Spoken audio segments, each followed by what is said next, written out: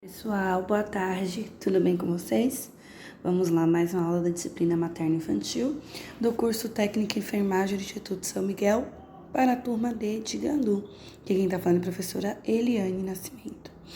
Gente, dando continuidade ao assunto, hoje nós continuaremos a sua pasta do pré-natal no terceiro trimestre e vamos compreender um pouco dos riscos da gestação, tá?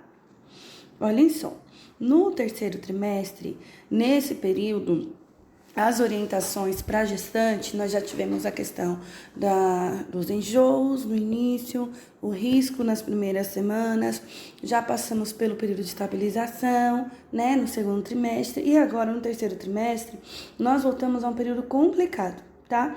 Então, nesse período, nós já começamos a trabalhar sobre a importância do aleitamento materno, e também nós começamos a trabalhar sobre a preparação do trabalho de parto e vamos ter paciência, porque é um momento em que as mulheres chegam à sobrecarga, gente. Então, o corpo está pesado, está cansado, então começa a ter um comprometimento cardiovascular, um comprometimento respiratório, locomotor, né? Algumas mulheres passam a ter problemas emocionais por não aceitarem o seu corpo. Algumas passam a ter, inclusive, problemas no relacionamento devido à aceitação. Então, tudo isso cabe a nós, equipe de enfermagem. Então, olha só, a frequência urinária ela vai aumentar no final da gestação porque o aumento, né, do volume do útero e o peso pelo encaixe, a posição acima da bexiga, né? Então, vai diminuir a capacidade da bexiga. E, no entanto, vai ter também o comprometimento respiratório pelo tamanho das mamas, né? E também, quando a mulher estiver em decúbito dorsal, de barriga para cima, a compressão, o peso do abdômen sobre o tórax dificulta a respiração. Então, tanto que no final, nesse período, o feto ele se mexe menos porque tem espaço, pouco espaço. Aí nós devemos avisar as mães para elas observarem por quê. Algumas acham que o bebê não está mexendo, ele mexe, mas mexe pouco. No entanto, o bebê ele tem que mexer pelo menos uma vez por dia. Se ele mexer menos que isso, é um sinal de complicação. Os sinais do início de parto. O mais comum é o rompimento da bolsa de líquido amniótico, que pode ou não acontecer. Então, às vezes, as mulheres ficam esperando e não acontece. E, às vezes, elas acham que quando a bolsa rompe, já é hora de parir. No entanto, gente, esse sinal nem sempre acontece. Acredito que alguns de vocês já tenham ouvido falar do parto seco, né? Que é quando a bolsa não rompe ou quando a bolsa é rompida pelo médico na hora do parto. Então, acontece, mas não é para todos, tá?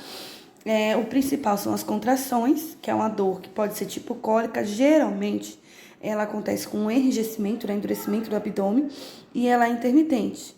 Ela começa com intervalos maiores e vai diminuindo o intervalo.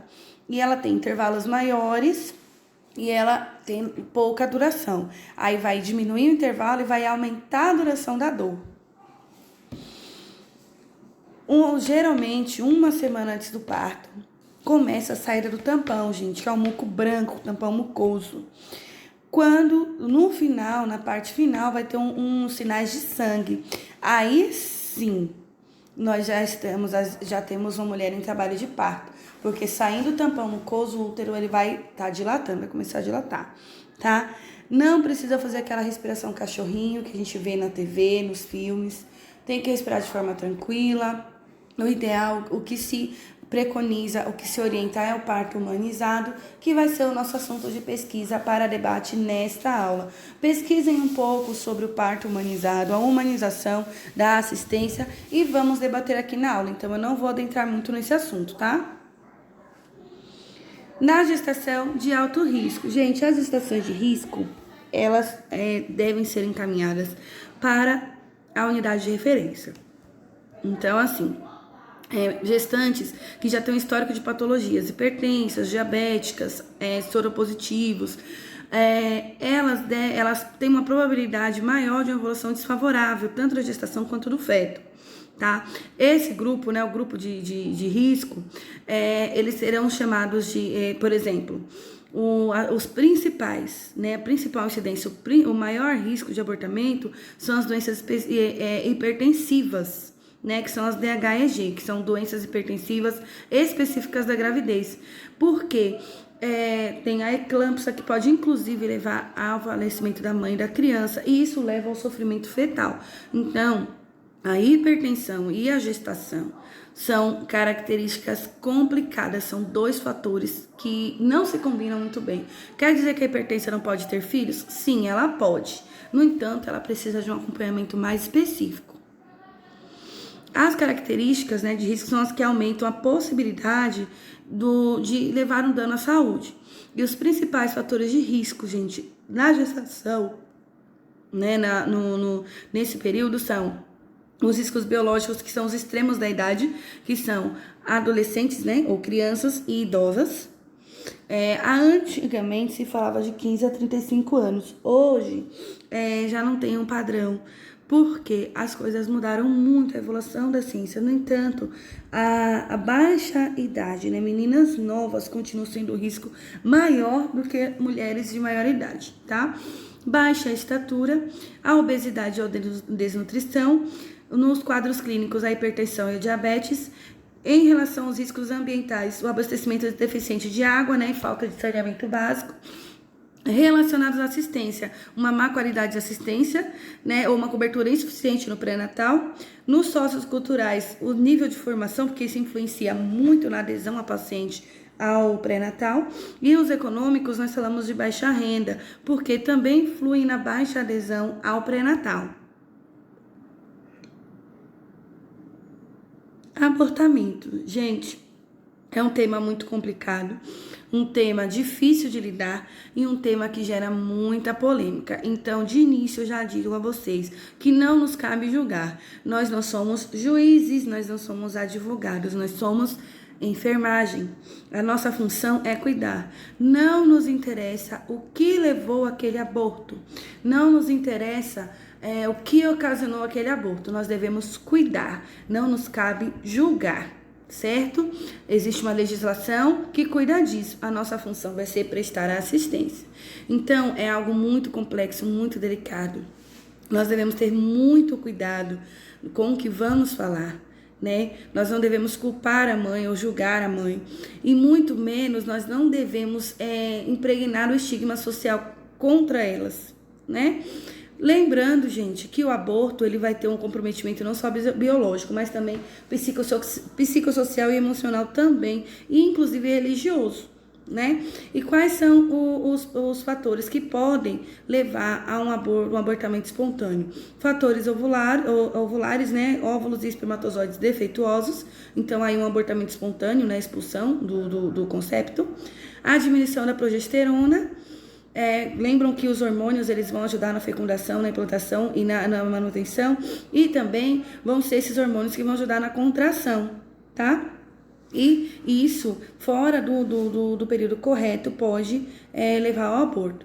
Infecções como sífilis, rubéola e toxoplasmose, traumas, né, de diferente causa, queda, escorrego, acidentes, miomas uterinos, útero infantil, intoxicações por fumo, álcool, chumbo e outros, né, drogas, patologias como o hipotiroidismo, diabetes e doenças hipertensivas e, fatores emocionais.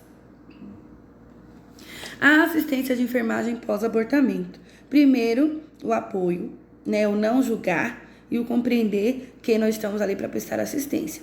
Então, nós vamos orientar a mulher a respeito dos cuidados pós-abortivos, né? Reposição hídrica, a boa nutrição, sono, repouso e, se necessário, indicar acompanhamento psicológico, né? Observar o sangramento vaginal e a loqueação. A loqueação é o sangramento, em relação à quantidade, cor, odor, também se há dores, se há alterações na temperatura, né? Se ela apresenta febre ou hipotermia. Por quê? Se ela perder um volume muito grande de sangue, ela vai perder temperatura também, perder calor. Cuidado com as mamas. No caso do aborto, não se deve estimular, nem massagear, nem ordenhar. Pelo contrário, tem que estimular para que não haja a produção, tá? Para fazer a inibição da lactação. Isso, inclusive, pode ser com medicação. Então, em caso de aborto, não se deve estimular as mamas. Placenta prévia, que também é um fator de risco para aborto. Ela é caracterizada, gente, pela implantação da placenta na parte inferior do útero, tá? Aí, com a evolução da gravidez, a placenta ela acaba evoluindo pro orifício do canal de parto, né? Acaba fazendo uma pressão naquele orifício. Pode ser parcial, né? Quando cobre só um orifício, ou total, que quando cobre totalmente. Em ambas situações, tem o risco de vida para a mãe e para o feto, além do risco de hemorragia, que é muito grande, tá? Vai ser sempre um sangramento de cor vermelho vivo, indolor e constante. Não tem uma causa aparente e geralmente se inicia a partir da 22ª semana de gravidez. Então, é um fator de risco. A assistência de enfermagem no caso de gestantes com placenta prévia. A internação, gente, é a conduta imediata para repouso absoluto, tá? Para quê? Para que se mantenha o feto dentro, intraútero, o maior período de tempo possível, tá? Com elevação discreta dos membros, evitar esforços, inclusive para banho, tá? Observar os movimentos fetais, a característica do sangramento, se há uma evolução. Tá? E o trabalho de parto, ele vai depender de acordo com cada gestante. Então, vai ter que avaliar o bem-estar materno-fetal sempre. É uma gestante que precisa de uma assistência bem específica.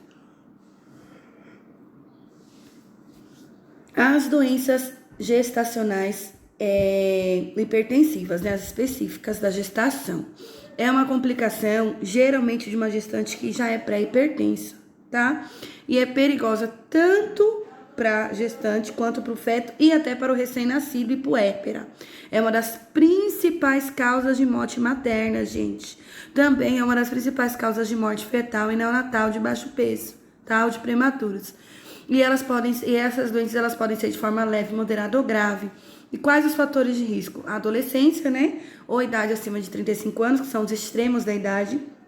Conflitos psíquicos afetivos, porque influi no fator emocional, né, a hipertensão, desnutrição, primeira gestação, que até vocês me perguntaram em aula sobre contar um caso, né, de uma gestante. Então, o risco na primeira gestação é maior. Histórico familiar de hipertensão, diabetes, porque como nós já aprendemos, a diabetes ela pode desencadear a hipertensão devido à osmolaridade sanguínea na gestação, principalmente, porque já tem todo um comprometimento do organismo. Gestação múltipla e polidramínio, né, que é a quantidade de líquido amniótico. Gente, se aparece após as 20 semanas, o quadro é de pré-eclâmpsia, tá? E qual que é a característica de pré-eclâmpsia? Hipertensão arterial associado ou não a edema, mas sempre com a presença de proteinúria. O que é isso? É proteína na urina, então precisa do sumário de urina. Pode evoluir para convulsão e coma, tá? Gente, pré-eclâmpsia, eclâmpsia é grave, tá? É uma DHEG grave. Eu tenho aqui na minha unidade uma mulher que é usuária, né, de medicação desde o primeiro parto, há 13 anos atrás, porque ela convulsiona até hoje, tá? O edema de face e de mãos é um sinal de alerta, tá? Diferencial, por quê? É mais comum edema de membros inferiores.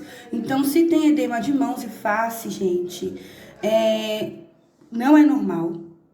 E é um sinal de alerta maior ainda, tá? Sofrimento fetal agudo. Gente, os batimentos cardiofetais, eles não podem estar acima de 160 nem abaixo de 120, tá? Por isso que, a partir da 37ª semana de gestação, as consultas são quinzenais. E a partir da 39ª semana de gestação, as consultas, elas são semanais, que é para que se faça o acompanhamento do BCF, tá? Porque o sofrimento fetal é sinal de que o feto não está bem, pode estar faltando oxigênio, né? Pode ser um sinal de óbito do feto intraútero, tá? O técnico de enfermagem tem que estar extremamente atento a essa fase, aos níveis pressóricos da gestante, tá? Porque é um sinal de alerta, bem como aos movimentos fetais, que também são um sinal. Ah, Pro, mas você não disse que o feto pode mexer uma vez só por dia? Mas essa gestante, ela vai estar tendo um acompanhamento mais rigoroso, tá? Tanto de BCF quanto de PA. Na próxima aula, nós falaremos especificamente sobre o parto. Gente, eu gostaria de conversar com vocês sobre o aborto e também sobre a pré-eclâmpsia. Então, bora debater legal nessa aula, que são assuntos que, para você que vai trabalhar no PCF e para você que vai trabalhar na atenção básica, vai ser dia a dia. Todos os dias você vai se dar com isso. Também para quem vai trabalhar em emergências ou em centros obstétricos, tá? O técnico em enfermagem, ele é um profissional multidisciplinar. Ele tem que estar preparado para tudo. É claro que cada um vai se identificar mais com um assunto ou outro, mas todos nós devemos estar preparados para tudo. Certinho, galerinha? É um assunto tranquilo, creio que teremos poucas dúvidas, mas temos bastante assunto para debater. Espero vocês no chat.